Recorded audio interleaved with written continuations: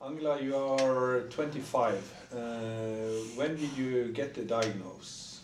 I was diagnosed now in the summer, but I have been sick for 35 years, not really. How did you see this for the first time? I didn't know about the disease before, like 3 years ago.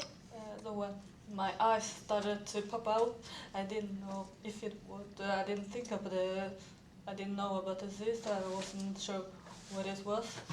And then when my memory started to get worse and my balance started to get worse, I didn't get connected to the disease when I knew about it. But then my 1.5 years ago, I started to get movements, and then I knew that it was the disease.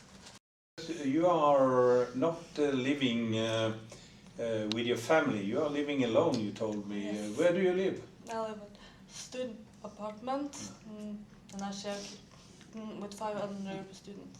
It's okay, not always, of course. When I get really bad days, it's more difficult. And when I get really bad days, I have a lot of movement. I also use problems doing things.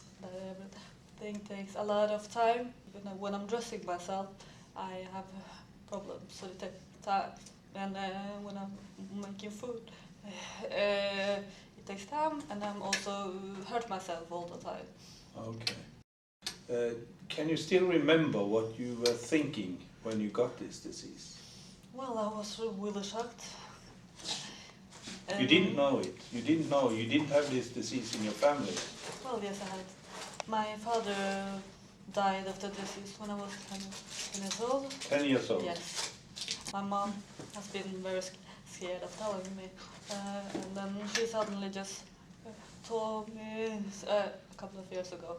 When I started to read about it, I get a shock. It was very much at once, when I did, and then when I got the disease at the beginning, I was very depressed.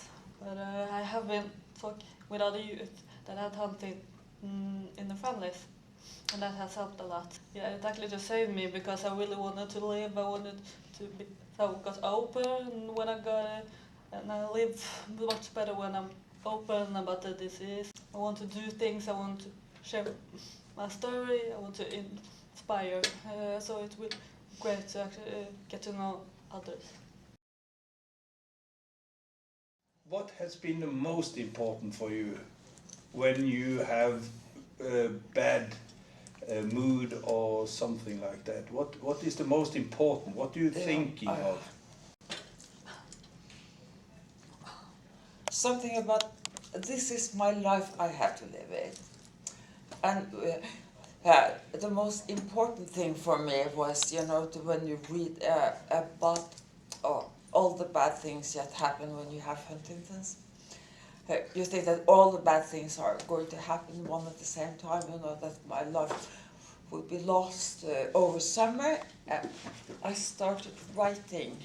You started to write? I started to write. I write about the disease because there was one aspect of the disease that I could not find when I was looking into the literature.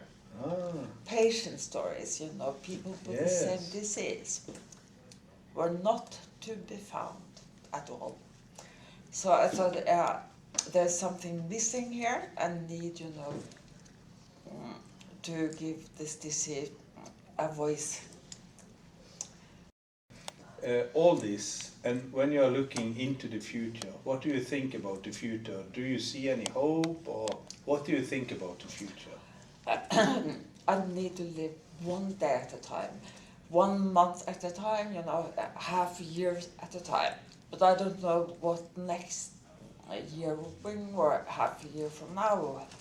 about a year ago I could walk in the woods, you know, but now I can practically not walk. It's hard for me to walk, and I think, but I have help aids. I have a scooter, you know, and I get where I want to go. And that's important for you. That's very important for me. What other things are important? Family, friends, social life. But how has life become after you got the diagnosis? Has it been all that way better, or? No, it has not. It has not been all that bad. You know, I was able to think that I was old when I got this, so the worst part for me is, you know, for a family to maybe have this. So no, life has been pleasurable. It has. In a lot of ways. Mm-hmm. Yeah. And I know you're living together with a man, you're not alone. Yeah, and a cat. And a cat, yes. And a cat, yeah. You say you have hope. Yeah. What are you hoping for? Are you hoping for a drug, or are you hoping for... That too, but I'm going to have an operation. You're going to have an operation, and is this operation you're thinking of, this deep brain stimulation operation? Yeah. Mm-hmm. And you're going to do that where? In Poland. In Poland? Yes, it's not allowed in Norway yet. It's not allowed in Norway. No, so I'm going to do it in January. Already in January, this next year. Yes.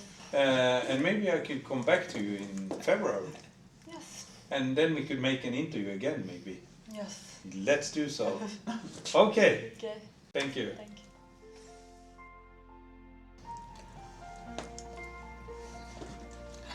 Yes.